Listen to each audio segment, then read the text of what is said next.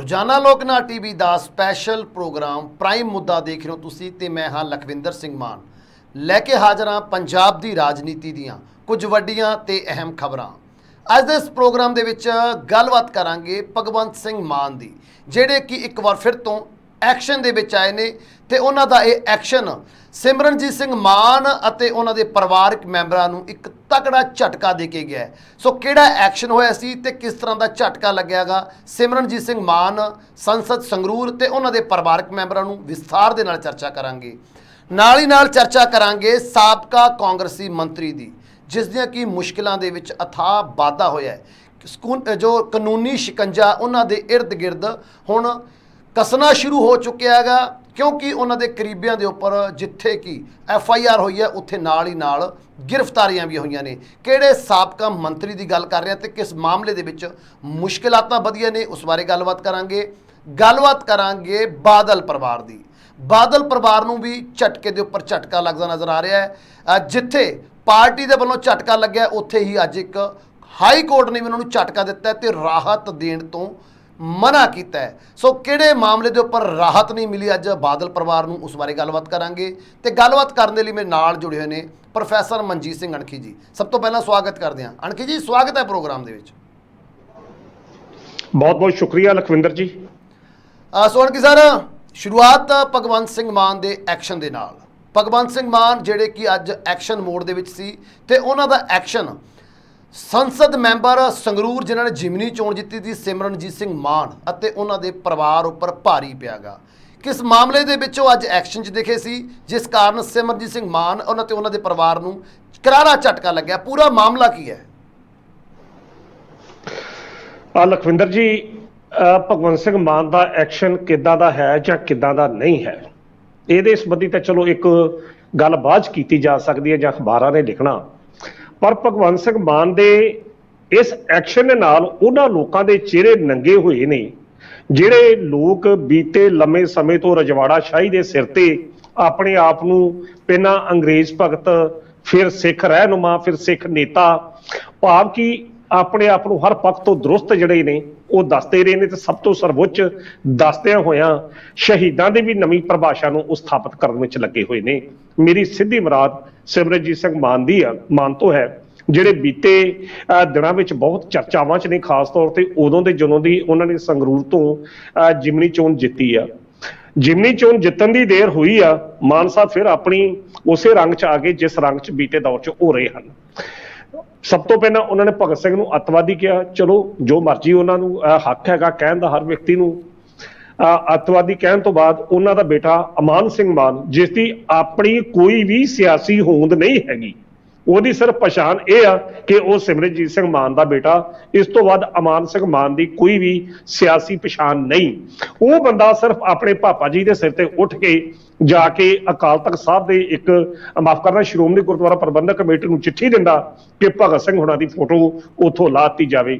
ਚਲੋ ਸਿਮਰਨਜੀਤ ਸਿੰਘ ਮਾਨ ਹੁਣਾਂ ਦਾ ਤਾਂ ਬੋਲਣਾ ਬਣਦਾ, ਉਹ ਇੱਕ ਲੋਕ ਸਭਾ ਦੇ ਮੈਂਬਰ ਦੇ ਕਹਿ ਸਕਦੇ ਨੇ, ਬਿਆਨ ਦੇ ਸਕਦੇ ਨੇ, ਪਰ ਅਮਾਨ ਸਿੰਘ ਮਾਨ ਨੂੰ ਬਤੌਰ ਜਿਹੜੇ ਕੋਲ ਕੋਈ ਵੀ ਸੰਵਿਧਾਨਕ ਅਹੁਦਾ ਨਹੀਂ ਹੈ, ਜਿਹਦੇ ਕੋਲ ਕੋਈ ਵੀ ਇਦਾਂ ਦੀ ਚੀਜ਼ ਨਹੀਂ, ਉਹ ਵੀ ਜਾ ਕੇ ਆਪਣੇ ਪਾਪਾ ਜੀ ਦੇ ਸਿਰ ਤੇ ਉੱਥੇ ਚਿੱਠੀ ਦੇ ਆਉਂਦਾ, 2 ਵਾਰੀ ਦੇ ਆਉਂਦਾ। ਚਲੋ ਅਸੀਂ ਉਹ ਇਹ ਤਰਕ ਦੇ ਸਕਦੇ ਨੇ ਉਹਨਾਂ ਦੇ ਸਮਰਥਕ, ਉਹਨਾਂ ਨੇ ਸਿੱਖ ਨੇਤਾ ਬਤੌਰ ਸਿੱਖ ਚਿੰਤਕ ਜਾਂ ਸਿੱਖ ਲੀਡਰ ਜਾਂ ਸਿੱਖ ਨੇਤਾ ਦੇ ਰੂਪ 'ਚ ਦਿੱਤਾ।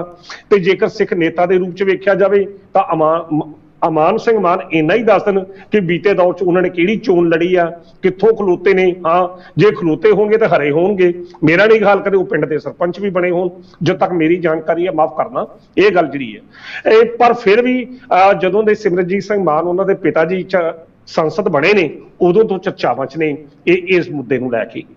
ਤੇ ਅੱਜ ਫਿਰ ਭਗਵੰਤ ਸਿੰਘ ਮਾਨ ਦੀ ਸਰਕਾਰ ਨੇ ਜਿਹੜਾ ਐਕਸ਼ਨ ਨਜਾਇਜ਼ ਜ਼ਮੀਨਾਂ ਨੂੰ ਛਡਾਉਣ ਵਾਸਤੇ ਆਰੰਭਿਆ ਹੋਇਆ, ਅੱਜ ਉਸ ਸਕੰਜੇ ਦੇ ਵਿੱਚ ਅਮਾਨ ਸਿੰਘ ਮਾਨ ਵੀ ਆ ਗਏ ਨੇ। ਔਰ ਜਿਸ ਤਰੀਕੇ ਨਾਲ ਸਰਕਾਰ ਨੇ ਦਾਅਵੇ ਕੀਤੇ ਨੇ ਕਿ 125 ਏਕੜ ਦੇ ਕਰੀਬ ਜਿਹੜੀ ਨਜਾਇਜ਼ ਜ਼ਮੀਨ ਉਹਦੇ ਲਾਗੇ ਪਹਾੜੀ ਖੇਤਰ ਦੇ ਜਿਹੜਾ ਪੰਜਾਬ ਦਾ ਹੈ ਉੱਥੋਂ 125 ਏਕੜ ਜ਼ਮੀਨ ਜਿਹੜੀ ਆ ਅਮਾਨ ਸਿੰਘ ਮਾਨ ਦੇ ਨਾਮ ਤੇ ਦਰਜ ਆ ਪਿਛਲੇ ਲੰਮੇ ਸਮੇਂ ਤੋਂ। ਤੇ ਇਸੇ ਹੀ ਤਰ੍ਹਾਂ ਹੋਰ ਜ਼ਮੀਨ ਜਿਹੜੀ ਆ ਉਹਨਾਂ ਦੀ ਧੀ ਤੇ ਜਵਾਈ ਦੇ ਨਾਂ ਤੇ ਵੀ ਜਿਹੜੀ ਵੱਜਦੀ ਆ ਉਸ ਨੂੰ ਵੀ ਜਿਹੜਾ ਆ ਕਬਜ਼ੇ ਵਿੱਚ ਸਰਕਾਰ ਨੇ ਆਪਣੇ ਕਬਜ਼ੇ ਵਿੱਚ ਲੈ ਲਿਆ। ਹਾਲਾਂਕਿ ਇਹਦੇ ਨਾਲ ਹੀ ਜਿਹੜੇ ਗੋਬਿੰਦ ਸਿੰਘ ਮਾਨ ਨੇ ਸਿਮਰਨਜੀਤ ਸਿੰਘ ਮਾਨ ਦਾ ਦੋਹਤਰਾ ਜਿਹੜਾ ਉਹਨੇ ਪ੍ਰੈਸ ਕਾਨਫਰੰਸ ਕਰਕੇ ਕਿਹਾ ਆ ਕਿ ਸਾਡੇ ਕੋਲ ਮੇਰੇ ਮਾਮਾ ਜੀ ਕੋਲ ਤਾਂ ਸਿਰਫ 15 ਏਕੜ ਜ਼ਮੀਨ ਹੀ ਹੈਗੀ ਆ, ਇਸ ਤੋਂ ਵੱਧ ਤਾਂ ਕੋਈ ਨਹੀਂ। ਅਸੀਂ ਸੀਐਮ ਮਾਨ ਸਾਹਿਬ ਭਗਵੰਤ ਸਿੰਘ ਮਾਨ ਤੇ ਐਸਐਸਪੀ ਤੇ ਡੀਸੀ ਤੇ ਜਿਹੜਾ ਆ ਮਾਨਹਾਨੀ ਦਾ ਦਾਅਵਾ ਕਰਨਾ, ਇਹ ਵੀ ਗੋਬਿੰਦ ਸਿੰਘ ਮਾਨ ਦੀ ਜਿਹੜੀ ਸਟੇਟਮੈਂਟ ਜਿਹੜਾ ਉਹਨਾਂ ਦਾ ਦੋਹਤਰਾ ਹੈ ਉਹਨਾਂ ਦੀ ਆ ਗਈ ਹੈ। ਹੁਣ ਇਹਦੇ 'ਚ ਸੱਚ ਕੀ ਆ ਝੂਠ ਕੀ ਆ ਇਹ ਤਾਂ ਆਉਣ ਵਾਲਾ ਸਮਾਂ ਦੱਸੇਗਾ। ਪਰ ਜਿਸ ਤਰੀਕੇ ਨਾਲ ਸਰਕਾਰ ਨੇ ਅੱਜ ਭਗਵੰਤ ਮਾਨ ਦੀ ਸਰਕਾਰ ਨੇ ਕਈ ਸਿਆਸੀ ਤੇ ਅਸਰ ਰਸੂਖ ਵਾਲੇ ਲੋਕਾਂ ਦੇ ਕਬਜ਼ੇ ਹੇਠੋਂ ਨਜਾਇਜ਼ ਜ਼ਮੀਨ ਛਡਾਈ ਆ, ਉਹਦੇ ਨਾਲ ਉਹਨਾਂ ਸਾਰਿਆਂ ਲੋਕਾਂ ਦੇ ਚਿਹਰੇ ਨੰਗੇ ਹੋ ਗਏ ਨੇ ਜਿਹੜੇ ਵੇਖਣ ਨੂੰ ਕੁਝ ਹੋਰ ਨੇ ਪਰ ਕਿਰਦਾਰ ਉਹਨਾਂ ਦੇ ਕੁਝ ਹੋਰ ਤਰ੍ਹਾਂ ਦੇ ਨੇ। ਸਭ ਤੋਂ ਪਹਿਲਾਂ ਜੇਕਰ ਅਮਾਨ ਸਿੰਘ ਮਾਨ ਦੀ ਹੀ ਗੱਲ ਕਰੀਏ, ਸਿਮਰਨਜੀਤ ਸਿੰਘ ਮਾਨ ਦੀ ਹੀ ਗੱਲ ਕਰੀਏ, ਸਿਮਰਨਜੀਤ ਸਿੰਘ ਮਾਨ ਦਾ ਪਰਿਵਾਰ ਜਿਹੜਾ ਅੰਗਰੇਜ਼ ਭਗਤ ਰਿਹਾ ਜੋ ਹੁਣ ਸ਼ੋਅ ਹੋ ਗਿਆ, ਜਿੱਥੇ ਬਿਕਰਮਜੀਤ ਸਿੰਘ ਮਜੀਠੀਆ ਦੇ ਪਰਿਵਾਰ ਦੇ ਉੱਤੇ ਇਹ ਇਲਜ਼ਾਮ ਲੱਗਦਾ ਕਿ ਜਿਸ ਦਿਨ ਜਨਰਲ ਡਾਇਰ ਨੇ ਜ਼ਿਲ੍ਹਿਆਂਵਾਲੇ ਬਾਗ 'ਚ ਗੋਲੀ ਚਲਾਈ ਤਾਂ ਉਸ ਰਾਤ ਜਾ ਕੇ ਉਹਨੇ ਸਰ ਸੁੰਦਰ ਸਿੰਘ ਮਜੀਠੀਆ ਦੇ ਘਰ 'ਚ ਜਾ ਕੇ ਜਿਹੜਾ ਡਿਨਰ ਜਿਹੜਾ ਕੀਤਾ ਸੀ। ਤੇ ਫਿਰ ਦੂਜੇ ਪਾਸੇ ਉਹ ਜੇ ਲਿਬੜ ਗਏ ਇਸ ਇਲਜ਼ਾਮ ਦੇ ਵਿੱਚ, ਅੱਜ ਤੱਕ ਇਹ ਦਾਗ ਉਹਨਾਂ ਤੋਂ ਧੋਤੇ ਹੀ ਨਹੀਂ ਗਏ। ਜਦੋਂ ਵੀ ਰੌਲਾ ਪੈਂਦਾ ਉਹਨਾਂ ਨੂੰ ਇਸ ਤਰੀਕੇ ਨਾਲ ਨਿਸ਼ਾਨੇ ਤੇ ਲੈ ਲਿਆ ਜਾਂਦਾ। ਤਾਂ ਉਹ ਤਾਂ ਚਲੋ ਅੰਗਰੇਜ਼ ਭਗਤ ਸਨ, ਪਰ ਦੂਜੇ ਪਾਸੇ ਉਸ ਵਕਤ ਗਿਆਨੀ ਰੂੜ ਸਿੰਘ ਜਿਹੜੇ ਨੇ, ਸਿਮਰਨਜੀਤ ਸਿੰਘ ਦਾ ਨਾਨਾ ਜਿਹੜਾ ਸੀ, ਉਹਨੇ ਜਨਰਲ ਡਾਇਰ ਉਸੇ ਡਾਇਰ ਨੂੰ ਸਰੋਪਾ ਦਿੱਤਾ ਜਿਹਨੇ ਗੋਲੀ ਚਲਾਈ। ਤੇ ਮਾਨ ਸਾਹਿਬ ਕਹਿੰਦੇ ਕਿ ਜੇ ਸਰੋਪਾ ਨਾ ਦਿੰਦੇ ਤਾਂ ਉਹਨੇ ਹਵਾਈ ਬੰਬਾਰੀ ਜਿਹੜੀ ਆ ਉਹ ਕਰ ਦੇਣੀ ਸੀ ਅੰਮ੍ਰਿਤਸਰ ਤੇ ਦਰਬਾਰ ਸਾਹਿਬ ਬਚਣਾ ਨਹੀਂ ਸੀ। ਇਹ ਤਰਕ ਜਿਹੜਾ ਸਿਮਰਨਜੀਤ ਸਿੰਘ ਮਾਨ ਹੋਣੀ ਦਿੰਦੇ ਆ। ਭਾਵ ਕਿ ਇਹਨਾਂ ਲੋਕਾਂ ਦੀਆਂ ਸਥਿਤੀਆਂ ਕੀ ਨੇ, ਚਾਹੇ ਉਹ ਸ਼੍ਰੋਮਣੀ ਅਕਾਲੀ ਦਲ ਬਾਦਲ ਦੇ ਹੋਣ ਤੇ ਚਾਹੇ ਸ਼੍ਰੋਮਣੀ ਅਕਾਲੀ ਦਲ ਅੰਮ੍ਰਿਤਸਰ ਦੇ। ਕਹਿਣ ਨੂੰ ਤਾਂ ਆਪਣੇ ਆਪ ਨੂੰ ਇਹ ਕਹਿੰਦੇ ਆ ਕਿ ਅਸੀਂ ਸਿੱਖਾਂ ਦੇ ਹੱਕਾਂ ਦੇ, ਸਿੱਖਾਂ ਦੇ ਹਿੱਤਾਂ ਦੇ ਰਾਖੇ ਆ, ਸਾਥੋਂ ਵੱਡਾ ਕੋਈ ਸਿੱਖ ਨੇਤਾ ਨਹੀਂ, ਸਿੱਖਾਂ ਦਾ ਹਮਦਰਦ ਨਹੀਂ, ਕੋਈ ਪੰਥਕ ਹਤੈਸ਼ੀ ਨਹੀਂ, ਕੋਈ ਦੇਸ਼ ਭਗਤ ਨਹੀਂ। ਪਰ ਜਦੋਂ ਉਹਨਾਂ ਦੇ ਇਹ ਕਿਰਦਾਰ ਸਾਹਮਣੇ ਆਉਂਦੇ ਆ ਜਿਹਦੇ ਵਿੱਚ ਇਹਦੀਆਂ ਸਰਕਾਰੀ ਜ਼ਮੀਨਾਂ ਨੂੰ ਸਿਰਫ ਆਪਣੇ ਸਿਆਸੀ ਅਸਰ ਰਸੂਖ ਤੇ ਹੇਠਾਂ ਹੀ ਨੱਪੀਆਂ। ਹੁਣ ਕੋਈ ਬੰਦਾ ਕਹਿ ਸਕਦਾ ਕਿ ਅਮਾਨ ਸਿੰਘ ਮਾਨ ਦਾ ਅਸਰ ਰਸੂਖ ਕੀ ਆ। ਅਮਾਨ ਸਿੰਘ ਮਾਨ ਦਾ ਠੀਕ ਆ ਸਿਆਸੀ ਪੱਧਰ ਤੇ ਕੋਈ ਉਸਦੀ ਹੋਂਦ ਨਹੀਂ ਸਿਵਾਏ ਇਸ ਦੇ ਕਿ ਉਹ ਸਿਮਰਨਜੀਤ ਸਿੰਘ ਮਾਨ ਦਾ ਬੇਟਾ। ਪਰ ਇੱਕ ਏਦਾਂ ਦਾ ਲਕਬ ਇਹ ਵੀ ਲੱਗਦਾ ਕਿ ਕੈਪਟਨ ਅਮਰਿੰਦਰ ਸਿੰਘ ਉਹਦੇ ਮਾਸੜ ਲੱਗਦੇ ਨੇ, ਮਹਾਰਾਣੀ ਪ੍ਰਨੀਤ ਕੌਰ ਜਿਹੜੀ ਆ ਉਹਦੀ ਮਾਸੀ ਲੱਗਦੀ ਆ। ਤੇ ਜਦੋਂ ਕੈਪਟਨ ਵਰਗਾ ਬੰਦਾ ਜਾਂ ਪੰਜਾਬ ਦਾ ਮੁੱਖ ਮੰਤਰੀ ਕਿਸੇ ਦਾ ਮਾਸੜ ਲੱਗਦਾ ਹੋਵੇ ਤਾਂ ਫਿਰ 125 ਕਿੱਲੇ ਏਕੜ ਜ਼ਮੀਨ ਕਬਜ਼ੇ ਵਿੱਚ ਲੈਣਾ ਕਿੱਡੀ ਕੁ ਔਖੀ ਗੱਲ ਆ, ਜਾਂ ਉਸਦੀ ਧੀ ਜਾਂ ਉਸਤੇ ਜਵਾਈ ਵਾਸਤੇ ਕਿੰਨਾ ਕੁ ਔਖਾ ਕਿ ਜਿਹੜਾ ਮਾਸੜ ਸਹੁਰਾ ਮੁੱਖ ਮੰਤਰੀ ਪੰਜਾਬ ਦਾ ਹੋਵੇ ਤੇ ਇੰਨੀ ਕੁ ਜ਼ਮੀਨ ਤਾਂ ਫਿਰ ਕੁਝ ਵੀ ਨਹੀਂ ਹੁੰਦੀ। ਸੋ ਆਹ ਤੁਸੀਂ ਦੇਖੋ ਕਿ ਕਿਸ ਤਰੀਕੇ ਦੇ ਨਾਲ ਚਾਹੇ ਉਹ ਕੈਪਟਨ ਅਮਰਿੰਦਰ ਸਿੰਘ ਸੀ ਤੇ ਚਾਹੇ ਉਹ ਸਿਮਰਨਜੀਤ ਸਿੰਘ ਮਾਨ ਸੀ ਤੇ ਚਾਹੇ ਆਪਣੇ ਦੂਜੇ ਪਾਸੇ ਮਜੀਠੀਆ ਪਰਿਵਾਰ ਹੋਵੇ, ਸਭ ਪਰਿਵਾਰ ਜਿਹੜੇ ਨੇ ਅੰਦਰੋਂ ਅੰਦਰੀ ਅੰਗਰੇਜ਼ਾਂ ਦੇ ਭਗਤ ਰਹੇ ਨੇ। ਤੇ ਅੱਜ ਦੇ ਵੀ ਦੌਰ ਦੇ ਵਿੱਚ ਵੀ ਆਪਣੀਆਂ ਰਾਸੀਆਂ ਰੋਟੀਆਂ ਸੇਕਣ ਵਾਸਤੇ ਕੇਂਦਰ ਦੀ ਜਿਹੜੀ ਵੀ ਪਾਰਟੀ ਆਉਂਦੀ ਆ ਉਹਦੇ ਹੱਥ ਠੋਕੇ ਬਣ ਜਾਂਦੇ ਨੇ। ਬਾਹਰ ਆਣ ਕੇ ਇਹਨਾਂ ਦੇ ਚਿਹਰੇ ਕੁਝ ਹੋਰ ਹੁੰਦੇ ਨੇ ਤੇ ਅੰਦਰ ਕੁਝ ਹੋਰ। ਹੁਣ ਜਿਸ ਤਰੀਕੇ ਨਾਲ ਸਿਮਰਨਜੀਤ ਸਿੰਘ ਮਾਨ ਦੀ ਕਦੇ ਵੀ ਸਟੇਟਮੈਂਟ ਕੈਪਟਨ ਅਮਰਿੰਦਰ ਸਿੰਘ ਦੇ ਖਿਲਾਫ ਨਹੀਂ ਆਈ, ਚਰਨਜੀਤ ਸਿੰਘ ਚੰਨੀ ਦੇ ਖਿਲਾਫ ਨਹੀਂ ਆਈ, ਪਿਛਲੇ ਦੌਰ 'ਚ ਤੁਸੀਂ ਦੇਖ ਲਓ ਸਵਾਏ ਬਾਦਲਾਂ ਦੇ ਖਿਲਾਫ। ਤੇ ਹੁਣ ਜਿਸ ਤਰੀਕੇ ਨਾਲ ਆਉਂਦੇ ਨੂੰ ਭਗਤ ਸਿੰਘ ਸੰਬੰਧੀ ਇੱਕ ਬਿਆਨ ਦਾਗਿਆ ਤੇ ਹੁਣ 125 ਏਕੜ ਦਾ ਰੌਲਾ ਜਿਹੜਾ ਪੈ ਗਿਆ, ਇਹਦੇ ਨਾਲ ਮਾਨ ਸਾਹਿਬ ਕੀ ਜਵਾਬ ਦੇਣਗੇ। ਹੁਣ ਇਹ ਵੀ ਕਹਿ ਸਕਦੇ ਮਾਨ ਸਾਹਿਬ ਕਿ ਕੱਲ ਨੂੰ ਹਾਂਜੀ ਇਹ ਜਿਹੜੀ 125 ਏਕੜ ਜਿਹੜੀ ਜ਼ਮੀਨ ਆ ਇਹ ਅਸੀਂ ਤਾਂ ਕਬਜ਼ੇ ਦੇ ਵਿੱਚ ਲਈ ਸੀ ਕਿਉਂਕਿ ਏਦਾਂ ਲੱਗਦਾ ਸੀ ਕੁਝ ਹਿੰਦੂਵਾਦੀ ਤਾਕਤਾਂ ਇਹਦੇ ਉੱਤੇ ਕੁਝ ਬਣਾ ਸਕਦੀਆਂ ਨੇ, ਕੋਈ ਆਪਣਾ ਕਬਜ਼ਾ ਕਰ ਸਕਦੀਆਂ। ਅਸੀਂ ਉਸ ਚੀਜ਼ ਨੂੰ ਡੱਕਣ ਵਾਸਤੇ ਕੈਪਟਨ ਸਾਹਿਬ ਨਾਲ ਮਿਲ ਕੇ ਇਹ ਜ਼ਮੀਨ ਦੀ ਰਾਖੀ ਕੀਤੀ। ਵੇਖਿਓ ਕੱਲ 1-2 ਦਿਨਾਂ ਦੇ ਵਿੱਚ ਇਹ ਵੀ ਬਿਆਨ ਆ ਸਕਦੇ ਨੇ ਕਿਉਂਕਿ ਉਹਨਾਂ ਕੋਲ ਹਰ ਚੀਜ਼ ਦਾ ਤਰਕ ਹੈਗਾ, ਹਰ ਚੀਜ਼ ਨੂੰ ਉਹ ਵੇਖ ਸਕਦੇ ਆ। ਅਸੀਂ ਤਾਂ ਸਿੱਖ ਹਿੱਤਾਂ ਦੀ ਰਾਖੀ ਕਰਨ ਵਾਸਤੇ ਹੀ ਇਹ ਜਿਹੜੀ ਜ਼ਮੀਨ ਨੂੰ ਆਪਣੇ ਕਬਜ਼ੇ ਹੇਠ ਲਿਆ ਸੀ। ਮੈਂ ਇਹ ਨਾਲ ਹੀ ਕਹਿਦਾ ਕਿ ਗੋਬਿੰਦ ਸਿੰਘ ਮਾਨ ਜਿਹੜਾ ਸਿਮਰਨਜੀਤ ਸਿੰਘ ਮਾਨ ਦਾ ਦੋਹਤਰਾ, ਉਹਨੇ ਇਸ ਗੱਲ ਤੋਂ ਇਨਕਾਰ ਕੀਤਾ। ਆਪਾਂ ਆਪਣੀ ਖਬਰ ਦਾ ਉਹਨਾਂ ਦਾ ਪੱਖ ਵੀ ਜਿਹੜਾ ਦੱਸਦੇ ਪਏ ਆ। ਸੋ ਇਸ ਗੱਲ ਨੂੰ ਬਰਾਬਰ ਦੀ ਜਿਹੜੀ ਗੱਲ ਆਪਾਂ ਜ਼ਾਹਿਰ ਜਿਹੜੀ ਕਰ ਦਿੱਤੀ ਆ। ਬਾਕੀ ਮਾਨ ਸਾਹਿਬ ਇਸ ਜ਼ਮੀਨ ਨੂੰ ਲੈ ਕੇ ਤਰਕ ਕੁਝ ਵੀ ਦੇ ਸਕਦੇ ਆ, ਪਰ ਇਹ ਗੱਲ ਜ਼ਰੂਰ ਭਗਵੰਤ ਮਾਨ ਦੇ ਐਕਸ਼ਨ ਦੀ ਮੰਨਣੀ ਪਊਗੀ ਕਿ ਜਿਸ ਤਰੀਕੇ ਨਾਲ 2828 ਏਕੜ ਪੈਲੀ ਜ਼ਮੀਨ ਜਿਹੜੀ ਆ ਸਰਕਾਰੀ ਜ਼ਮੀਨ, ਪੰਚਾਇਤੀ ਜ਼ਮੀਨ ਆਪਣੇ ਕਬਜ਼ੇ 'ਚ ਲਈ ਆ, ਉਹ ਬਾ ਕਮਾਲ ਆ। ਤੇ ਭਗਵੰਤ ਮਾਨ ਦੇ ਇਸ ਐਕਸ਼ਨ ਨੂੰ ਸ਼ਲਾਘਾ ਕਰਨੀ ਬਣਦੀ ਆ ਕਿ ਕਿਸ ਤਰੀਕੇ ਨਾਲ ਬੀਤੇ ਦੌਰ ਦੇ ਵਿੱਚ ਕੀ ਕੁਝ ਹੁੰਦਾ ਰਿਹਾ, ਚਾਹੇ ਕੈਪਟਨ ਅਮਰਿੰਦਰ ਸਿੰਘ ਸੀ। ਜੇ ਇੱਕ ਪ੍ਰਸ਼ਨ ਸੋਚਣ ਵਾਲਾ ਲਖਵਿੰਦਰ ਕਿ ਜੇਕਰ ਇਸ ਗੱਲ ਦੀ ਜਾਣਕਾਰੀ ਅੱਜ ਭਗਵੰਤ ਮਾਨ ਦਾ ਕੁਲਦੀਪ ਧਾਲੀਵਾਲ ਮੰਤਰੀ ਕੱਢ ਲੈਂਦੇ ਆ, ਤੇ ਫਿਰ ਕੀ ਸਿਮਰਨਜੀਤ ਸਿੰਘ ਮਾਫ ਕਰਦਾ ਚਰਨਜੀਤ ਸਿੰਘ ਚੰਨੀ ਸੁੱਤਾ ਰਿਹਾ, ਕੈਪਟਨ ਅਮਰਿੰਦਰ ਸਿੰਘ ਸੁੱਤੇ ਰਹੇ ਨੇ, ਕਿਸੇ ਨੂੰ ਕੱਖ ਨਹੀਂ ਪਤਾ ਕਿ ਇੰਨਾ ਕੁਝ ਕੀ ਹੋ ਰਿਹਾ। ਫਿਰ ਮਤਲਬ ਤਾਂ ਇਹੋ ਹੀ ਆ ਕਿ ਜੇਕਰ ਇਹ ਪੈਲੀ ਜਾਂ ਇਹ ਜ਼ਮੀਨ ਉਸ ਨਾਮ ਤੇ ਡੱਕੀ ਬੋਲੀ ਗਈ ਤਾਂ ਸਾਫ਼ ਅਰਥ ਇਹੋ ਹੀ ਸੀ ਕਿ ਕੁੰਡੀਆਂ ਕਿੱਥੋਂ ਤੱਕ ਹੱਥ ਕਿੱਥੋਂ ਤੱਕ ਅਗਲੇ ਦੇ ਪੈਂਦੇ ਸਨ। ਮਾਸੜ ਦਾ ਉਦਾਂ ਬੇਸ਼ੱਕ ਪਾਰਟੀ ਪੱਖ ਤੋਂ ਵਿਚਾਰਧਾਰਾ ਅਲੱਗ ਹੋਵੇ, ਪਰ ਪਰਿਵਾਰਕ ਪੱਖ ਤੋਂ ਪੂਰਨ ਤੌਰ ਤੇ ਅਮਾਨ ਸਿੰਘ ਮਾਨ ਨੂੰ ਆਸ਼ੀਰਵਾਦ ਜਿਹੜਾ ਉਸ ਸਮੇਂ ਦੇ ਪੰਜਾਬ ਦੇ ਤਤਕਾਲੀ ਮੁੱਖ ਮੰਤਰੀ ਕੈਪਟਨ ਅਮਰਿੰਦਰ ਸਿੰਘ ਦਾ ਜ਼ਰੂਰ ਪ੍ਰਾਪਤ ਹੋਵੇਗਾ। ਤਾਂ ਹੀ ਇੰਨੇ ਵੱਡੇ ਪੱਧਰ ਤੇ 125 ਏਕੜ ਪੈਲੀ ਆਪਣੇ ਨਾਮ ਕਰਦੀ, ਜੋ ਕੋਈ ਐਡਾ ਸੌਖਾ ਕਾਰਜ ਨਹੀਂ ਹੁੰਦਾ ਜੇ ਹੋਈ ਆ। ਤੇ ਬਾਕੀ ਸਾਨੂੰ ਨਹੀਂ ਪਤਾ, ਇਹ ਲੋਕ ਕਹਿੰਦੇ ਨੇ, ਪਰ ਜੇਕਰ ਵਾਕਿਆ ਹੀ ਹੋਈ ਆ ਤਾਂ ਫਿਰ ਤੇ ਇਹ ਕਮਾਲ ਆ। ਕਿੱਥੋਂ ਤੱਕ ਕੀ ਬਾਦਲਾਂ ਦੇ ਸਮੇਂ ਹੋਈ ਜਾਂ ਕੈਪਟਨ ਅਮਰਿੰਦਰ ਸਿੰਘ ਦੇ ਸਮੇਂ ਹੋਈ, ਜਾਂਚ ਦਾ ਇਹ ਵੀ ਵਿਸ਼ਾ ਹੋਣਾ ਚਾਹੀਦਾ ਹੈ। ਬਿਲਕੁਲ ਜੀ। ਤੇ ਨਾਲ ਹੀ ਨਾਲ ਅੱਜ ਭਗਵੰਤ ਸਿੰਘ ਮਾਨ ਦਾ ਹੋਰ ਵੀ ਬਿਆਨ ਆਇਆ ਸੀ, ਕਹਿੰਦੇ ਇਹ ਜ਼ਮੀਨ ਸਿਰਫ ਇੱਥੇ ਤੱਕ ਹੀ ਸੀਮਤ ਨਹੀਂ, ਇੱਥੋਂ ਸੱਜੇ ਖੱਬੇ ਵੀ ਅਜੇ ਜੜਾਂ ਨਿਕਲੀਆਂ ਹੋਈਆਂ ਨੇ। ਇਹ ਤਾਂ ਕਹਿੰਦੇ ਸਿਰਫ ਅਸੀਂ ਰੂਟਸ ਤੋਂ ਉੱਪਰ ਪਹੁੰਚੇ ਹੀ ਆਂਗੇ, ਹੋਰ ਬੜੇ ਥਾਵੇਂ ਸ਼ਾਖਾਵਾਂ ਪਹੁੰਚੇ ਨੇ, ਉਹਨਾਂ ਸ਼ਾਖਾਵਾਂ ਤੇ ਵੀ ਹੁਣ ਅਸੀਂ ਬੜੀ ਜਲਦੀ ਕਾਰਵਾਈ ਕਰਾਂਗੇ। ਉਹਨਾਂ ਦਾ ਇਸ਼ਾਰਾ ਕਿਸ ਤਰਫ ਲੱਗਦਾ ਜੀ? ਇਸ਼ਾਰਾ ਇਹੋ ਹੀ ਆ ਕਿ ਜਿਹੜੇ ਹੋਰ ਜਾਇਜ਼ ਨਜਾਇਜ਼ ਰਾਜਸੀ ਲੋਕ ਨੇ ਜਿਨ੍ਹਾਂ ਨੇ ਇਸੇ ਤਰੀਕੇ ਨਾਲ ਜ਼ਮੀਨਾਂ ਦੇ ਕਬਜ਼ੇ ਕੀਤੇ ਆ। ਲਖਵਿੰਦਰ ਜੀ, ਅਸਲ 'ਚ ਗੱਲ ਕੀ ਹੁੰਦੀ, ਪੱਗਾਂ ਦੇ ਸਿਰਫ ਰੰਗ ਬਦਲਦੇ ਆ ਜੀ, ਕਦੇ ਕਾਲੀਆਂ, ਕਦੇ ਚਿੱਟੀਆਂ, ਕਦੇ ਨੀਲੀਆਂ, ਕਿਤੇ ਖੱਟੀਆਂ, ਸਿਰਫ ਪੱਗਾਂ ਦੇ ਰੰਗ ਬਦਲਦੇ ਆ, ਬੰਦੇ ਵਿੱਚੋਂ ਉਹੀ ਹੁੰਦੇ ਆ। ਜੇਕਰ ਅਸੀਂ ਅੱਜ ਆਏ ਤਾਂ ਕੱਲ ਨੂੰ ਤੁਸੀਂ ਵੀ ਆਉਣਾ, ਅੱਜ ਅਸੀਂ ਤੁਹਾਡੇ ਹਿੱਤਾਂ ਦੀ ਰਾਖੀ ਕਰਦੇ ਆ, ਕੱਲ ਨੂੰ ਤੁਸੀਂ ਸਾਡੇ ਕਰਿਓ। ਸੋ ਇਹ ਜਿਹੜਾ ਮਿਲਗੋਬਾ ਇਹ ਪਿਛਲੇ ਲੰਮੇ ਸਮੇਂ ਤੋਂ ਚੱਲਦਾ ਹੀ ਆਇਆ। ਇਹ ਸ਼ਾਇਦ ਤੇ ਇਸੇ ਹੀ ਕਾਰਨ ਕਾਂਗਰਸੀ ਅਕਾਲੀਆਂ ਦੀ ਪਿੱਠ ਥਾਪੜਦੇ ਰਹੇ ਆ ਤੇ ਅਕਾਲੀ ਜਿਹੜੇ ਨੇ ਕਾਂਗਰਸੀ ਨੂੰ ਬਚਾਉਂਦੇ ਰਹੇ ਆ। ਇਹ ਤਾਂ ਜਗ ਜ਼ਾਹਿਰ ਗੱਲ ਹੋ ਹੀ ਚੁੱਕੀ ਆ।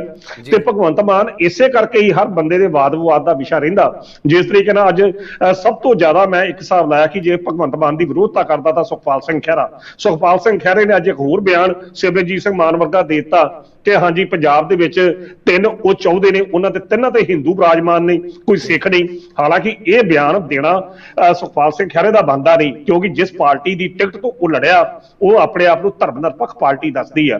ਤੇ ਚਲੋ ਜੇ ਸੁਖਪਾਲ ਸਿੰਘ ਖਹਿਰਾ ਵਾਕਿਆ ਸਿਮਰਨਜੀਤ ਸਿੰਘ ਮਾਨ ਵਰਗਾ ਸਿੱਖ ਹਿਰਦੇ ਸਿੱਖ ਚਿੰਤਕ ਬਣਿਆ ਤਾਂ ਫਿਰ ਉਹਨੂੰ ਉਸ ਪਾਸੇ ਵੀ ਜਵਾਬ ਦੇ ਦੇਣਾ ਚਾਹੀਦਾ ਕਿ ਉਹਦੇ ਗॉडਫਾਦਰ ਕੈਪਟਨ ਅਮਰਿੰਦਰ ਸਿੰਘ ਨੇ ਸਰਕਾਰ ਦੇ ਸਮੇਂ 3 ਜਿਹੜੇ ਉਹ ਚਾਹੁੰਦੇ ਸਨ, ਉਹਨਾਂ ਤੇ ਵੀ ਹਿੰਦੂ ਸਨ। ਅਤੁਲ ਨੰਦਾ, ਦਿਨਕਰ ਗੁਪਤਾ ਪੰਜਾਬ ਪੁਲਿਸ ਦਾ ਡੀਜੀਪੀ, ਤੇ ਉਸ ਦੀ ਜਿਹੜੀ ਵਾਈਫ ਆ ਵਿੰਨੀ ਮਹਾਜਨ ਜਿਹੜੀ ਸੀ ਉਹ ਵੀ ਚੀਫ ਸੈਕਟਰੀ ਸੀ। ਸੋ ਲੋਕਾਂ ਦੇ ਇਦਾਂ ਦਾ ਬਹੁਤ ਕੁਝ ਚੱਲਦਾ ਰਿਹਾ। ਸੁਖਪਾਲ ਸਿੰਘ ਖਹਿਰੇ ਨੂੰ ਵੀ ਇਹੋ ਜਿਹੇ ਬਿਆਨ ਜਿਹੜੇ ਦੇਣ ਤੋਂ ਪਹਿਲਾਂ ਸੋਚ ਲੈਣਾ ਚਾਹੀਦਾ ਸੀ। ਕਹਿਣ ਦਾ ਅਰਥ ਹੈ ਕਿ ਇਹ ਇਸੇ ਕਰਕੇ ਹੀ ਭਗਵੰਤ ਮਾਨ ਸਾਰਿਆਂ ਦੇ ਰਡਾਰ ਤੇ ਆ, ਕਿਉਂਕਿ ਅਗਲੇ ਬੰਦੇ ਕੋਲੋਂ ਲਟਾਉਣ ਨੂੰ ਕੁਝ ਹੈ ਨਹੀਂ। ਠੀਕ ਆ, ਜੋ ਕੁਝ ਹੋਊਗਾ ਵੇਖੀ ਜਾਊਗੀ। ਇੱਕ ਵਾਰੀ ਤਾਂ ਨੱਥ ਪਾ ਕੇ ਲੋਕਾਂ ਨੂੰ ਦੱਸ ਦਿੱਤਾ ਜਾਵੇ ਕਿ ਇਹ ਲੋਕ ਕਰਦੇ ਰਹੇ ਆ। ਤੇ ਜਦੋਂ ਇਹਨਾਂ ਰਵਾਇਤੀ ਪਾਰਟੀਆਂ ਦੀ ਗੱਲਬਾਤ ਨਹੀਂ ਜਾਂਦੀ, ਰਾਘਵ ਚੱਡਾ ਨੂੰ ਕੱਢ ਲਿਆਉਂਦੇ ਆ ਜਾਂ ਹੋਰ ਨੂੰ ਕੱਢ ਲਿਆਉਂਦੇ ਆ। ਵੇਖੋ ਜੀ, ਇਹਨਾਂ ਦੀ ਨਹੀਂ ਬਣਦੀ, ਜੋ ਮਰਜ਼ੀ ਹੋਵੇ, ਢੱਠੇ ਖੂਜ ਪੈਣ, ਉਹ ਘੱਟੋ ਘੱਟ ਪੰਜਾਬ ਦੀ ਤੇ ਜਿਹੜੀ ਚੀਜ਼ਾਂ ਨੇ ਉਹ ਤਾਂ ਸਾਹਮਣੇ ਆਉਣੀਆਂ ਚਾਹੀਦੀਆਂ। ਜਿਨ੍ਹਾਂ ਲੋਕਾਂ ਨੇ ਨਜਾਇਜ਼ ਕਬਜ਼ੇ ਕੀਤੇ ਆ ਉਹ ਤਾਂ ਸਾਰਾ ਕੁਝ ਸਾਹਮਣੇ ਆਉਣਾ ਚਾਹੀਦਾ। ਬਿਲਕੁਲ ਜੀ, ਬਿਲਕੁਲ। ਸਰ ਆਪਾਂ ਪਰ ਐਕਸ਼ਨ ਦੀ ਗੱਲ ਕਰੀਏ ਵੀ ਐਕਸ਼ਨ ਅੱਗੇ ਵੀ ਹੋ ਸਕਦਾ। ਬਾਕੀ ਰਾਜਨੀਤਿਕ ਜਿਹੜੇ ਨੇਤਾ ਨੇਗੇ, ਜਿਵੇਂ ਪਹਿਲਾਂ ਉਹ, ਕਿਉਂਕਿ ਸਿਸਵਾ ਫਾਰਮ ਦੇ ਨੇੜੇ ਤੇੜੇ ਦੀ ਜ਼ਮੀਨ ਬਾਰੇ ਵੀ ਬੜੇ ਵੱਡੇ ਬਿਆਨ ਹੁੰਦੇ ਰਹੇ ਨੇ, ਹੋ ਸਕਦਾ ਉਹਨਾਂ ਦਾ ਇਸ਼ਾਰਾ ਉਧਰ ਵੀ ਹੋਵੇ। ਸੋ ਦੂਸਰੇ ਪਾਸੇ ਹੁਣ ਗੱਲ ਕਰਾਂਗੇ ਜੀ ਸਾਬਕਾ ਫੂਡ ਸਪਲਾਈ ਮੰਤਰੀ ਦੀ। ਕਾਂਗਰਸ ਵੇਲੇ ਜੋ ਫੂਡ ਸਪਲਾਈ ਮੰਤਰੀ ਸੀਗੇ ਭਾਰਤ ਭੂਸ਼ਣ ਆਸ਼ੂ, ਉਹਨਾਂ ਦੀਆਂ ਮੁਸ਼ਕਿਲਾਂ ਵੱਧਦੀਆਂ ਹੋਈਆਂ ਨਜ਼ਰ ਆ ਰਹੀਆਂ ਨੇ, ਕਿਉਂਕਿ ਵਿਜੀਲੈਂਸ ਦਾ ਸਿਕੰਜਾ ਉਹਨਾਂ ਦੇ ਇਰਦ ਗਿਰਦ ਟਾਈਟ ਹੁੰਦਾ ਜਾ ਰਿਹਾ ਜਾਂ ਕਹੀਏ ਕੱਸਦਾ ਜਾ ਰਿਹਾ ਹੈ। ਕਿਉਂਕਿ ਉਹਨਾਂ ਦੇ ਜੋ ਖਾਸ ਰਹੇ ਨੇ ਇੰਪਰੂਵਮੈਂਟ ਟਰਸਟ ਦੇ ਚੇਅਰਮੈਨ, ਉਹਨਾਂ ਦੇ ਪੀਏ ਦੀ ਗ੍ਰਿਫਤਾਰੀ ਹੋਈ ਹੈ ਤੇ ਨਾਲ ਹੀ ਨਾਲ ਇੰਪਰੂਵਮੈਂਟ ਟਰਸਟ ਦੇ ਜੋ ਚੇਅਰਮੈਨ ਰਹੇ ਨੇ ਉਹਨਾਂ ਦੇ ਉੱਪਰ ਵੀ FIR ਹੋ ਗਈ ਹੈ। ਭਾਵ ਕਿ ਜਿਹੜੇ ਖਾਸ ਸੀ, ਨਜ਼ਦੀਕੀ ਸੀ, ਉਹ ਹੁਣ ਵਿਜੀਲੈਂਸ ਦੇ ਰਡਾਰ ਦੇ ਉੱਪਰ ਨੇ। ਕਿਵੇਂ ਦੇਖ ਰਹੇ ਹੋ ਇਸ ਗ੍ਰਿਫਤਾਰੀ ਦੇ ਨਾਲ ਤੇ ਇਸ FIR ਤੋਂ ਬਾਅਦ ਕਿੰਨਾ ਜ਼ਿਆਦਾ ਸਿਕੰਜਾ ਵਿਜੀਲੈਂਸ ਦਾ ਭਾਰਤ ਭੂਸ਼ਣ ਆਸ਼ੂ ਦੇ ਨੇੜੇ ਪਹੁੰਚ ਚੁੱਕਿਆ ਹੈ? ਲਖਵਿੰਦਰ ਜੀ, ਆਪਾਂ ਉਸ ਦਿਨ ਗੱਲ ਕੀਤੀ ਸੀ ਤੁਹਾਡੇ ਨਾਲ ਹੀ ਮੈਂ ਪ੍ਰੋਗਰਾਮ ਦੇ ਦਰਮਿਆਨ ਕਿ ਭਾਰਤ ਭੂਸ਼ਣ ਜੀ ਆਸ਼ੂ ਦੇ ਖਿਲਾਫ 18 ਦੇ ਕਰੀਬ ਜਿਹੜੀਆਂ ਸ਼ਿਕਾਇਤਾਂ ਨੇ ਉਹ ਆਈਆਂ ਨੇ ਵਿਜੀਲੈਂਸ ਨੂੰ। ਤਾਂ ਵਿਜੀਲੈਂਸ ਨੇ ਆਪਣਾ ਪੱਖ ਮਾਨਯੋਗ ਹਾਈ ਕੋਰਟ ਦੇ ਵਿੱਚ ਰੱਖਿਆ ਕਿ ਇਸ ਕਰਕੇ ਅਸੀਂ ਗੱਲ ਕਰ ਰਹੇ ਤੇ 8 ਅਗਸਤ ਤੇ ਮੇਰਾ ਖਿਆਲ ਉਹ ਤਰੀਕ ਜਿਹੜੀ ਪਈ ਆ ਭਾਰਤ ਭੂਸ਼ਣ ਆਸ਼ੂ ਦੇ ਸੰਬੰਧ ਵਿੱਚ, ਜਿੱਥੇ ਉਹਨਾਂ ਨੇ ਇਹ ਰਾਹਤ ਮੰਗੀ ਕਿ ਮੈਨੂੰ ਗ੍ਰਿਫਤਾਰ ਕਰਨ ਤੋਂ ਪਹਿਲਾਂ ਸੂਚਿਤ ਕੀਤਾ ਜਾਵੇ, ਇਹ ਕੀਤਾ ਜਾਵੇ, ਉਹ ਕੀਤਾ ਜਾਵੇ। ਤੇ ਵਿਜੀਲੈਂਸ ਨੇ ਆਪਣਾ ਰਿਕਾਰਡ ਪੇਸ਼ ਕਰਤਾ ਜਿਹਦੇ ਵਿੱਚ 2000 ਕਰੋੜ ਦਾ ਕਪੜਾ ਜਿਹੜਾ ਆ ਉਹ ਲੱਗਦਾ ਆ ਕਿ ਜਿਹੜਾ ਹੋਇਆ ਹੈਗਾ। ਹੁਣ ਵਿਜੀਲੈਂਸ ਨੇ ਅਗਲਾ ਆਪਣਾ ਸਟੈਪ ਚੁੱਕਦੇ ਆ, ਜਿਹੜਾ ਸੁਬਰਾਮਨੀਅਮ ਨੇ ਉੱਥੋਂ ਦੇ ਚੇਅਰਮੈਨ ਜੀ ਰਮਨ ਸੁਬਰਾਮਨੀਅਮ ਜੀ, ਜਿਹੜੇ ਸਾਬਕਾ ਹੁਣ ਚੇਅਰਮੈਨ ਨੇ ਅਪਰੂਵਲ ਟਰਸਟ, ਉਹਨਾਂ ਨੂੰ ਵੀ ਗ੍ਰਿਫਤਾਰ ਕਰ ਲਿਆ ਤੇ ਉਹਨਾਂ ਦੇ ਪੀਏ ਨੂੰ ਵੀ ਕਰ ਲਿਆ। ਤੇ ਸਮਝਿਆ ਇਹ ਜਾ ਰਿਹਾ ਕਿ ਇਹ ਉਹ ਦੋ ਵਿਅਕਤੀ ਨੇ। ਗ੍ਰਿਫਤਾਰੀ ਸਰ ਹੁਣ ਤੱਕ ਜੋ ਪੁਲਿਸ ਮੁਤਾਬਕ ਸੂਤਰਾਂ ਮੁਤਾਬਕ ਪੁਲਿਸ ਨੂੰ ਮਿਲੀ ਹੈ ਉਹ ਸਿਰਫ ਪੀਏ ਦੀ ਹੋਈ ਹੈ, ਲੇਕਿਨ FIR ਦੇ ਵਿੱਚ ਨਾਮ ਚੇਅਰਮੈਨ ਸਾਹਿਬ ਦਾ ਵੀ ਆ ਚੁੱਕਿਆ ਹੈਗਾ। ਜੀ ਜੀ ਜੀ, ਮਾਫ ਕਰਦਾ, ਹਾਂ ਚੇਅਰਮੈਨ ਸਾਹਿਬ ਦਾ ਨਾਮ, ਪਰ FIR ਜਿਹੜੀ ਨਾ ਦੋਵਾਂ ਦੇ ਦਰਜ ਹੋ ਗਈ ਆ। ਗ੍ਰਿਫਤਾਰੀ ਪੀਏ ਦੀ ਹੋ ਚੁੱਕੀ ਹੈ, ਸੰਦੀਪ ਸ਼ਰਮਾ ਦੀ ਗ੍ਰਿਫਤਾਰੀ ਹੋ ਚੁੱਕੀ ਹੈ ਜੀ। ਤਾਂ ਦੂਜੇ ਦੀ ਵੀ ਗ੍ਰਿਫਤਾਰੀ ਕਿਸੇ ਸਮੇਂ ਵੀ ਜਿਹੜੀ ਆ ਹੋ ਸਕਦੀ ਹੈ। ਬਿਲਕੁਲ ਤੁਸੀਂ ਦਰੁਸਤ ਕਹਿ ਰਹੇ ਜੀ। ਸਮਝਿਆ ਇਹ ਜਾ ਰਿਹਾ ਕਿ ਇਹ ਜਿਹੜੇ ਦੋ ਵਿਅਕਤੀ ਸਨ ਇਹ ਭਾਰਤ ਭੂਸ਼ਣ ਆਸ਼ੂ ਦੇ ਖਾਸਮ ਖਾਸ ਸਨ। ਜੋ ਵੀ ਲੈਣ ਦੇਣ, ਜੋ ਵੀ ਟੈਂਡਰ ਹੁੰਦੇ ਸਨ, ਜੋ ਅਫਸਰਾਂ ਨੂੰ ਜਾਂ ਦੂਜੇ ਪਾਸੇ ਜਿਹੜੇ ਹੁਕਮ ਦਿੱਤੇ ਜਾਂਦੇ ਸਨ, ਇਹਨਾਂ ਦੋ ਵਿਅਕਤੀਆਂ ਦੇ ਰਾਹੀਂ ਹੀ ਜਿਹੜਾ ਆਦਾਨ ਪ੍ਰਦਾਨ ਜਿਹੜਾ ਹੁੰਦਾ ਸੀ। ਤਾਂ ਵਿਜੀਲੈਂਸ ਨੇ ਜਦੋਂ ਵੀ ਕਿਸੇ ਵਿਅਕਤੀ ਦੇ ਖਿਲਾਫ ਸਕੰਜਾ ਕੱਸਣਾ ਤਾਂ ਕੇਸ ਮਜ਼ਬੂਤ ਕਰਨਾ, ਤਾਂ ਉਹਨਾਂ ਨੇ ਉਹ ਸਾਰੇ ਪੱਖ ਜਿਹੜੇ ਨੇ ਉਹ ਲੈਣੇ ਹੁੰਦੇ ਆ ਕਿ ਜਿੱਥੋਂ ਚੋਰ ਮੋਹਰੀਆਂ ਦਾ ਰਾਹੀਂ ਇਹ ਵਿਅਕਤੀ ਜਿਹੜੇ ਨੇ ਪੈਸਾ ਗਰਾਉਂਦੇ ਰਹੇ ਜਾਂ ਇਹਨਾਂ ਕੋਲ ਮਤਾ ਆਉਂਦਾ ਰਿਹਾ। ਤੇ ਜਿਹੜੀਆਂ ਹੁਣ ਸਥਿਤੀਆਂ ਨੇ ਉਹਨਾਂ ਸਥਿਤੀਆਂ ਦੇ ਵਿੱਚ ਭਾਰਤ ਭੂਸ਼ਣ ਵਾਸਤੇ ਜਿਸ ਤਰੀਕੇ ਨਾਲ ਉਹਨੇ ਬਚਨ ਤੋਂ ਇਹ ਜਿਹੜੀ ਰਾਹਤ ਮੰਗੀ ਹਾਈ ਕੋਰਟ ਤੋਂ, ਤੇ ਜੇਕਰ ਵਿਜੀਲੈਂਸ ਉਹਨਾਂ ਅਧਿਕਾਰੀਆਂ ਦਾ ਵੀ ਰਿਮਾਂਡ, ਹੁਣ ਤੱਕ ਕੁਦਰਤੀ ਤੌਰ ਤੇ ਇੱਕ ਦੀ ਗ੍ਰਿਫਤਾਰੀ ਹੋ ਗਈ ਹੈ, ਦੂਜੇ ਦਾ ਹੋਵੇ, ਹੁਣ ਪੁਲਿਸ ਨੇ ਜਿਸ ਦਿਨ ਰਿਮਾਂਡ ਲਿਆ ਤੇ ਰਿਮਾਂਡ ਅਜੇ 8 ਅਗਸਤ ਨੂੰ 5-6 ਦਿਨ ਪਏ ਨੇ, ਤਾਂ ਹੋ ਸਕਦਾ ਕਿ ਉਸ ਤੋਂ ਪਹਿਲਾਂ ਹੀ ਭਾਰਤ ਭੂਸ਼ਣ ਦੀ ਜਿਹੜੀ ਗ੍ਰਿਫਤਾਰੀ ਆ ਉਸ ਪੁੱਛਗਿੱਛ ਦੇ ਆਧਾਰ ਤੇ ਕਰ ਲਈ ਜਾਵੇ, ਕਿਉਂਕਿ 18 ਦੇ ਕਰੀਬ ਜਿਹੜੀਆਂ ਸ਼ਿਕਾਇਤਾਂ ਨੇ ਵਿਜੀਲੈਂਸ ਨੇ ਮਾਨਯੋਗ ਹਾਈ ਕੋਰਟ ਦੇ ਨੋਟਿਸ ਵਿੱਚ ਲੈ ਦੀਆਂ ਕਿ ਇਹ ਨਹੀਂ ਆਈਆਂ। ਤਾਂ ਭਾਰਤ ਭੂਸ਼ਣ ਆਸ਼ੂ ਦਾ ਜਿਹੜਾ ਅਸੀਂ ਕਹਿ ਸਕਦੇ ਹਾਂ ਕਿ ਜਿਹੜਾ ਉਸੇ ਕਿਰਦਾਰ ਰਿਹਾ ਲੁਧਿਆਣੇ ਦੇ ਵਿੱਚ ਬੜਾ ਦਬੰਗ ਕਿਸਮ ਦਾ ਰਿਹਾ। DSP ਬਲਵਿੰਦਰ ਸੇਖੋਂ ਜਿਹੜੇ ਇਹਦੇ ਤਸ਼ੱਦਦ ਦਾ ਸ਼ਿਕਾਰ ਹੋਏ, ਜਿਸ ਤਰੀਕੇ ਦਾ ਇਹਨਾਂ ਦੀ ਬੋਲਬਾਣੀ ਰਹੀ ਆ ਉਸ ਸਮੇਂ ਦੇ ਵਿੱਚ ਸਾਰੇ ਲੋਕ ਜਾਣਦੇ ਨੇ। ਤਾਂ ਪੰਜਾਬ ਦੇ ਵਿੱਚ ਅਗਰ ਕਥਾ ਤੌਰ ਤੇ ਕਿਹਾ ਜਾਵੇ ਕਿ ਕਰਪਸ਼ਨ ਜਿਹੜੀ ਸੀ ਉਸ ਵਕਤ ਭਾਰਤ ਭੂਸ਼ਣ ਆਸ਼ੂ ਨੇ ਕਾਂਗਰਸ ਦੇ ਸਮੇਂ ਕਥਾ ਤੌਰ ਤੇ ਟਕਾ ਕੇ ਕੀਤੀ, ਜਿਹੜੇ ਲੋਕ ਗੱਲਾਂ ਕਰਦੇ ਨੇ, ਅਸੀਂ ਨਹੀਂ ਕਹਿ ਰਹੇ, ਲੋਕ ਗੱਲਾਂ ਕਰਦੇ। ਤਾਂ ਉਹ ਜਿਹੇ ਸੰਬੰਧ ਦੇ ਵਿੱਚ ਹੁਣ ਜਦੋਂ ਬੰਦਾ ਅਜੇ ਹਾਈ ਕੋਰਟ ਨੇ ਕੀਤਾ ਵੀ ਕੱਖ ਨਹੀਂ ਸੀ, ਉਹ ਬੰਦਾ ਪਹਿਲਾਂ ਹੀ ਹਾਈ ਕੋਰਟ ਵੱਲ ਭੱਜ ਗਿਆ, ਮਾਫ ਕਰਦਾ ਸਰਕਾਰ ਨੇ ਕੁਝ ਕੀਤਾ ਵੀ ਨਹੀਂ ਸੀ, ਤਾਂ ਉਹ ਪਹਿਲਾਂ ਹਾਈ ਕੋਰਟ ਦੀ ਸ਼ਰਨ ਚਲੇ ਗਏ, ਤਾਂ ਹਾਈ ਕੋਰਟ ਨੇ ਬਿਲਕੁਲ ਉਹਨਾਂ ਨੂੰ ਕੋਈ ਜਿਹੜਾ ਦਖਲ ਨਹੀਂ ਦਿੱਤਾ। ਪਰ ਹੁਣ ਜਿਸ ਤਰੀਕੇ ਨਾਲ ਆ ਜਿਹੜੇ ਉਹਨਾਂ ਦੇ ਸੱਜੇ ਔਰ ਖੱਬੇ ਰਹਿਣ ਵਾਲੇ ਜਿਹੜੇ ਬੰਦੇ ਨੇ, ਉਹਨਾਂ ਨੂੰ ਪਰਚਾ ਦਰਜ ਕਰਕੇ ਇੱਕ ਨੂੰ ਗ੍ਰਿਫਤਾਰ ਕੀਤਾ, ਦੂਜੇ ਦੀ ਗ੍ਰਿਫਤਾਰੀ ਜੇ ਹੋਣੀ ਆ, ਤਾਂ ਹੋਰ ਭੇਦ ਜਿਹੜੇ ਸਾਹਮਣੇ ਆ ਸਕਦੇ ਨੇ। ਅਜੇ ਤਾਂ ਉਹ ਸ਼ਿਕਾਇਤਾਂ ਨੇ ਜਿਹਨਾਂ ਸ਼ਿਕਾਇਤਾਂ ਦੇ ਆਧਾਰ ਤੇ ਪਤਾ ਲੱਗਾ ਕਿ 2000 ਕਰੋੜ ਦਾ ਕਪੜਾ ਹੋਇਆ, ਟੈਂਡਰ ਜਿਹੜੇ ਦਿੱਤੇ ਗਏ ਜਾਂ ਜੋ ਵੀ ਆ। ਪਰ ਜਿਹੜਾ ਹੁਣ ਜੇਕਰ ਇਹ ਬੰਦੇ ਗ੍ਰਿਫਤਾਰ ਹੋਏ ਨੇ, ਇੱਕ ਬੰਦਾ ਜਾਂ ਦੂਜੇ ਦੀ ਗ੍ਰਿਫਤਾਰੀ ਜਦੋਂ ਹੋਣੀ ਆ, ਤਾਂ ਭਾਰਤ ਭੂਸ਼ਣ ਆਸ਼ੂ ਦੇ ਕੇਸ ਦੇ ਵਿੱਚ ਹੋਰ ਇਨਕਸ਼ਾਫ ਹੋਣਗੇ ਜਿਹੜੇ ਉਹਨਾਂ ਵਾਸਤੇ ਹੋਰ ਮੁਸੀਬਤ ਬਣ ਸਕਦੇ ਆ। ਸੋ ਭਾਰਤ ਭੂਸ਼ਣ ਆਸ਼ੂ ਵਾਸਤੇ ਜਿਹੜੇ ਆਉਣ ਵਾਲੇ ਦਿਨ ਨੇ ਉਹ ਚੰਗੇ ਨਹੀਂ ਲੱਗਦੇ, ਤੇ ਸ਼ਾਇਦ ਇਹੋ ਹੀ ਕਾਰਨ ਕਾਂਗਰਸ ਦੇ ਕਾਰਜਕਾਰੀ ਪ੍ਰਧਾਨ ਹੋਣ ਦੇ ਬਾਵਜੂਦ ਵੀ ਉਹਨਾਂ ਨੇ ਅੱਜ ਕੱਲ੍ਹ ਜਨਤਕ ਸਮਾਗਮਾਂ ਤੋਂ ਪੂਰੀ ਜਿਹੜੀ ਦੂਰੀ ਆ, ਪੂਰੀ ਵਿੱਥ ਜਿਹੜੀ ਬਣਾ ਕੇ ਰੱਖੀ ਆ, ਕਿਤੇ ਵੀ ਉਹ ਨਜ਼ਰ ਹੀ ਨਹੀਂ ਆਉਂਦੇ, ਆਪਣੇ ਆਪ ਨੂੰ ਬਚਾ ਜਿਹੜਾ ਉਹ ਕਰਦੇ ਨਜ਼ਰ ਆਉਂਦੇ ਨੇ। ਬਿਲਕੁਲ ਜੀ, ਕਹਿ ਸਕਦੇ ਹਾਂ ਕਿ ਮੁਸ਼ਕਿਲਾਂ ਵਧੀਆਂ ਨੇ, ਕਿਉਂਕਿ ਖਾਸ ਜਿਵੇਂ ਕਿ ਤੁਸੀਂ ਦੱਸਿਆਗਾ ਹੁਣ ਵਿਜੀਲੈਂਸ ਦੇ ਰਡਾਰ ਤੇ ਨੇ ਤੇ ਇੱਕ ਗ੍ਰਿਫਤਾਰੀ ਵੀ ਹੋ ਚੁੱਕੀ ਹੈ, ਰਿਮਾਂਡ ਲੈ ਜਾਏਗੀ ਤੇ ਰਿਮਾਂਡ ਦੇ ਵਿੱਚ ਜਿਵੇਂ ਤੁਸੀਂ ਕਿਹਾ ਵੱਡੇ ਖੁਲਾਸੇ ਵੀ ਹੋ ਸਕਦੇ ਨੇ। ਦੂਸਰੇ ਪਾਸੇ ਗੱਲ ਕਰੀਏ ਬਾਦਲ ਪਰਿਵਾਰ ਦੀ, ਜਿਨ੍ਹਾਂ ਦੇ ਕਿ ਦਿਨ ਜਿਵੇਂ ਭਾਰਤ ਭੂਸ਼ਣ ਆਸ਼ੂ ਜੀ ਤੁਸੀਂ ਗੱਲ ਕਰ ਰਹੇ, ਉਹਨਾਂ ਲਈ ਵੀ ਸਮਾਂ ਸਹੀ ਨਹੀਂ ਚੱਲ ਰਿਹਾ। ਇੱਕ ਪਾਸੇ ਬਗਾਵਤ ਕਲਮ ਕੱਲੇ ਪੈਂਦੇ ਹੋਏ ਨਜ਼ਰ ਆ ਰਹੇ ਨੇ ਕਿ ਪਾਰਟੀ ਦੇ ਵਿੱਚ ਉਹਨਾਂ ਦੀ ਕੁਰਸੀ ਦੇ ਉੱਪਰ ਵੀ ਉਂਗਲੀਆਂ ਉੱਠ ਰਹੀਆਂ ਨੇਗੀਆਂ ਵੀ ਕੁਰਸੀ ਖਾਲੀ ਕਰ ਦੇਣਾ ਪ੍ਰਧਾਨਗੀ ਦੀ, ਤੇ ਦੂਸਰੇ ਪਾਸੇ ਜੋ ਉਹਨਾਂ ਦੇ ਰਾਈਟ ਹੈਂਡ ਆਪਾਂ ਕਹਿ ਸਕਦੇ ਹਾਂਗੇ ਬਿਕਰਮ ਮਜੀਠੀਆ, ਉਹਨਾਂ ਨੂੰ ਵੀ ਕੋਈ ਰਾਹਤ ਨਹੀਂ ਮਿਲ ਰਹੀ, ਕਿਉਂਕਿ ਉਹਨਾਂ ਦੀ ਗੈਰ ਮੌਜੂਦਗੀ ਦੇ ਵਿੱਚ ਇਕੱਲੇ ਪਏ ਹੋਏ ਨੇਗੇ ਸੁਖਬੀਰ ਸਿੰਘ ਬਾਦਲ। ਅੱਜ ਸੁਣਵਾਈ ਸੀ ਜ਼ਮਾਨਤ ਸੰਬੰਧੀ ਉਹਨਾਂ ਦੀ ਪਟੀਸ਼ਨ ਦੇ ਉੱਪਰ, ਲੇਕਿਨ ਫੈਸਲਾ ਰਿਜ਼ਰਵ ਰੱਖ ਰਿਹਾ ਗਿਆ ਹਾਈ ਕੋਰਟ ਤੋਂ। ਕਿਵੇਂ ਦੇਖ ਰਹੇ ਹੋ ਬਿਕਰਮ ਮਜੀਠੀਆ ਦੇ ਨਾਲ ਬਾਦਲ ਪਰਿਵਾਰ ਨੂੰ ਕਿੰਨਾ ਵੱਡਾ ਝਟਕਾ ਹੈ? ਦੇਖੋ, ਬਾਦਲ ਪਰਿਵਾਰ ਵਾਸਤੇ ਤਾਂ ਝਟਕਾ ਹੈ ਹੀ ਹੈ।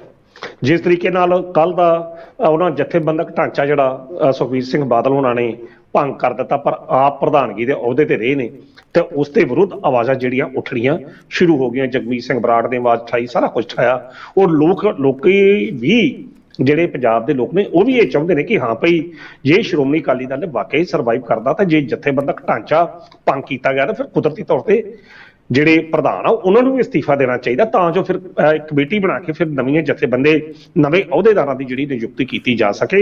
ਇਹ ਇੱਕ ਵਿਰੋਧਤਾ ਪਾਰਟੀ ਦੇ ਵਿੱਚ ਵੱਧਦਾ ਪਿਆ। ਪਰ ਦੂਜੇ ਪਾਸੇ ਸੁਖਬੀਰ ਸਿੰਘ ਬਾਦਲ ਹੋਣਾ ਦੀ ਜਿਹੜੀ ਢੀਠਤਾਈ ਆ ਉਹ ਵੀ ਸਿਖਰ ਤੇ ਜਾਂਦੀ ਆ। ਉਹ ਏਡੀ ਜਲਦੀ ਅਹੁਦਾ ਛੱਡਣ ਵਾਲੇ ਹੈ ਨਹੀਂ, ਜੋ ਮਰਜ਼ੀ ਲੋਕ ਕਹਿੰਦੇ ਰਹਿਣ, ਕਿਉਂਕਿ ਅਜੇ ਤੱਕ ਪਾਰਟੀ ਤੇ ਉਹਨਾਂ ਦੀ ਪਕੜ ਜਿਹੜੀ ਆ ਮਜ਼ਬੂਤ ਹੈਗੀ ਹੈ, ਜਾਂ ਉਹਨਾਂ ਦੇ ਉੱਤੇ ਚੇਲੇ ਚਾਟ ਰਹੇ ਜਾਂ ਉਹਨਾਂ ਦੇ ਖਾਸਮ ਖਾਸ ਜਿਹੜੇ ਭਗਤ ਨੇ ਉਹਨਾਂ ਦੇ ਸੱਜੇ ਖੱਬੇ ਦਿਖਾਈ ਦਿੰਦੇ ਆ। ਪਰ ਦੂਜੇ ਪਾਸੇ ਵੱਡਾ ਝਟਕਾ ਜਿਹੜਾ ਅੱਜ ਫਿਰ ਅਕਾਲੀ ਦਲ ਨੂੰ ਲੱਗਾ, ਕਿਉਂਕਿ ਉਹਨਾਂ ਦਾ ਮਾਝੇ ਦਾ ਜਰਨੈਲ ਬਿਕਰਮ ਮਜੀਠੀਆ ਦੀ ਅੱਜ ਸੁਣਵਾਈ ਸੀ ਤੇ ਇਹ ਸੁਣਵਾਈ ਤਾਂ ਬੜੇ ਪਹਿਲਾਂ ਹੋ ਜਾਣੀ ਚਾਹੀਦੀ ਸੀ, ਪਰ ਕਦੇ ਜੱਜਾਂ ਨੇ ਇਨਕਾਰ ਕਰ ਦਿੱਤਾ, ਕਦੇ ਜੱਜ ਛੁੱਟੀ ਲੈ ਕੇ ਚਲੇ ਜਾਂਦਾ ਰਿਹਾ, ਕਦੇ ਕੁਝ ਜੱਜ ਇਦਾਂ ਦੇ ਸਨ ਜਿਨ੍ਹਾਂ ਨੇ ਇਹ ਗੱਲ ਕਹੀ ਸੁਣਵਾਈ ਨਹੀਂ ਕਰਨੀ, ਤਾਂ ਇਸ ਤਰੀਕੇ ਨਾਲ ਇਹ ਮਸਲਾ ਲਟਕਦਾ ਰਿਹਾ। ਪਰ ਅੱਜ ਜਿਹੜੀ ਆ ਦੋਵਾਂ ਪੱਖਾਂ ਦੀ ਜਿਹੜੀ ਬਹਿਸ ਹੋਈ ਹੈ ਜ਼ਮਾਨਤ ਨੂੰ ਲੈ ਕੇ, ਤਾਂ ਜਿੱਥੇ ਬਿਕਰਮਜੀਤ ਸਿੰਘ ਮਜੀਠੀਆ ਦੇ ਵਕੀਲ ਨੇ ਇਹ ਗੱਲ ਕਹੀ ਕਿ ਇਹ ਜਿੰਨਾ ਵੀ ਪਰਚਾ ਹੈਗਾ ਸਾਰਾ ਸਿਆਸੀ ਬਦਲਾਖੋਰੀ ਦੇ ਤਹਿਤ ਜਿਹੜਾ ਉਹ ਦਰਜ ਕੀਤਾ ਗਿਆ, ਤੋਂ ਇਹੋ ਜਿਹੇ ਕੋਈ ਵੀ ਇਲਜ਼ਾਮ ਅਜੇ ਪ੍ਰੂਵ ਨਹੀਂ ਹੁੰਦੇ ਤਾਂ ਸਾਨੂੰ ਜ਼ਮਾਨਤ ਚਾਹੀਦੀ ਆ।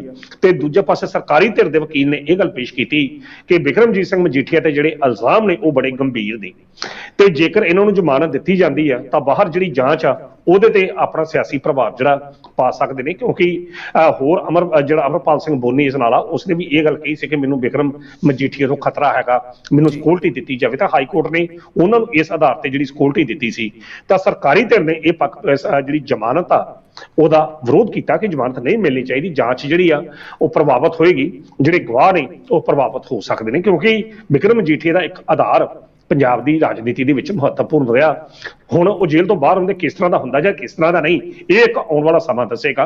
ਪਰ ਮੌਜੂਦਾ ਪਿਛਲੇ 10 ਸਾਲਾਂ ਦੇ ਵਿੱਚ ਉਹਨਾਂ ਨੇ ਇੱਕ ਜ਼ਬਰਦਸਤ ਰਾਜਸੀ ਸ਼ਕਤੀ ਨੂੰ ਭੋਗਿਆ ਤੇ ਇੱਕ ਤਗੜਾ ਉਹਨਾਂ ਦਾ ਅਸੀਂ ਕਹਿ ਸਕਦੇ ਕਿ ਫਾਲੋਅਰਸ ਨੇ ਜਿਹੜੇ ਲੋਕ ਉਹਨਾਂ ਨੂੰ ਮੰਨਦੇ ਆ। ਤਾਂ ਇਹੋ ਜਿਹੇ ਦੌਰ ਸਰਕਾਰੀ ਧਿਰ ਨੇ ਵਿਰੋਧ ਕੀਤਾ ਆ। ਹੁਣ ਮਾਨਯੋਗ ਹਾਈ ਕੋਰਟ ਨੇ ਸੁਣਵਾਈ ਸੁਣਨ ਦੇ ਦੌਰਾਨ ਸੋਮਵਾਰ ਤੱਕ ਇਹ ਫੈਸਲਾ ਜਿਹੜਾ ਮੁਲਤਵੀ ਕਰ ਦਿੱਤਾ ਕਿ ਜ਼ਮਾਨਤ ਦੇਣੀ ਆ ਕਿ ਨਹੀਂ ਦੇਣੀ। ਸੁਣਵਾਈ ਹੋਏਗੀ ਸੋਮਵਾਰ ਨੂੰ, ਤਾਂ ਸੋਮਵਾਰ ਤੱਕ ਤਾਂ ਫਿਰ ਅਜੇ ਜਿਹੜੇ ਦਿਨ ਨੇ ਉਹ ਉਹਨਾਂ ਵਾਸਤੇ ਔਖੇ ਹੀ। ਅੱਜ ਜਦੋਂ ਸੁਣਵਾਈ ਸੀ ਬਹਿਸ ਹੋ ਰਹੀ ਸੀ ਤਾਂ ਉਸ ਵੇਲੇ ਉਹਨਾਂ ਦੀ ਪਤਨੀ ਜਿਹੜੇ ਵਿਧਾਇਕ ਨੇ ਗਨੀਕਪੁਰ ਉਹ ਵੀ ਮੌਕੇ ਤੇ ਮੌਜੂਦ ਸੀ। ਬਾਕੀ ਹੁਣ ਸੋਮਵਾਰ ਤੱਕ ਦੱਸੇਗਾ ਕਿ ਮਜੀਠੀਆ ਸਾਹਿਬ ਨੂੰ ਹੁਣ ਰਾਹਤ ਮਿਲਦੀ ਹੈ ਤੇ ਜਾਂ ਉਹ ਜੇਲ੍ਹ 'ਚ ਹੀ ਰਹਿਣਗੇ, ਹੁਣ ਆਉਣ ਵਾਲਾ ਸਮਾਂ ਦੱਸੇਗਾ। ਬਿਲਕੁਲ ਜੀ, ਬਿਲਕੁਲ। ਪਰ ਜਿੱਥੇ ਮਜੀਠੀਆ ਪਰਿਵਾਰ ਨੂੰ ਝਟਕਾ ਉੱਥੇ ਹੀ ਬਾਦਲ ਪਰਿਵਾਰ ਨੂੰ, ਕਿਉਂਕਿ ਬਾਦਲ ਪਰਿਵਾਰ ਵੀ ਹੁਣ ਪਾਰਟੀ ਦੇ ਵਿੱਚ ਅਲੱਗ ਥੱਗ ਪੈਂਦਾ ਹੋਇਆ ਨਜ਼ਰ ਆ ਰਿਹਾ ਹੈ। ਸੋ ਅਣਖੀ ਸਰ, ਤੁਸੀਂ ਗੱਲਬਾਤ ਕਰਨ ਦੇ ਲਈ ਸਾਡੇ ਨਾਲ ਜੁੜੇ, ਉਹਦੇ ਲਈ ਤੁਹਾਡਾ ਬਹੁਤ ਬਹੁਤ ਧੰਨਵਾਦ। ਬਹੁਤ ਬਹੁਤ ਸ਼ੁਕਰੀਆ ਲਖਵਿੰਦਰ ਜੀ। ਸੋ ਇਹ ਸਨ ਪ੍ਰੋਫੈਸਰ ਮਨਜੀਤ ਅਣਖੀ ਜੀ, ਜਿਨ੍ਹਾਂ ਵੱਲੋਂ ਅੱਜ ਦੀਆਂ ਇਹਨਾਂ ਅਹਿਮ ਖਬਰਾਂ ਦੇ ਉੱਪਰ ਵਿਸਥਾਰ ਦੇ ਨਾਲ ਚਰਚਾ ਕੀਤੀ ਗਈ ਹੈ। ਤੁਹਾਨੂੰ ਇਹ ਚਰਚਾ ਕਿਵੇਂ ਲੱਗੀ ਕਮੈਂਟ ਕਰਕੇ ਜ਼ਰੂਰ ਦੱਸਿਓ। ਤੁਹਾਡੇ ਕਮੈਂਟ ਸਾਡੇ ਪ੍ਰੋਗਰਾਮ ਦੇ ਵਿੱਚ ਸੁਧਾਰ ਦੇ ਲਈ ਬਹੁਤ ਜ਼ਰੂਰੀ ਨੇ। ਅਗਲੇ ਪ੍ਰੋਗਰਾਮ ਵਿੱਚ ਫਿਰ ਤੋਂ ਹੋਏਗੀ ਮੁਲਾਕਾਤ, ਉਦੋਂ ਤੱਕ ਦਿਓ ਸਾਨੂੰ ਇਜਾਜ਼ਤ। ਧੰਨਵਾਦ।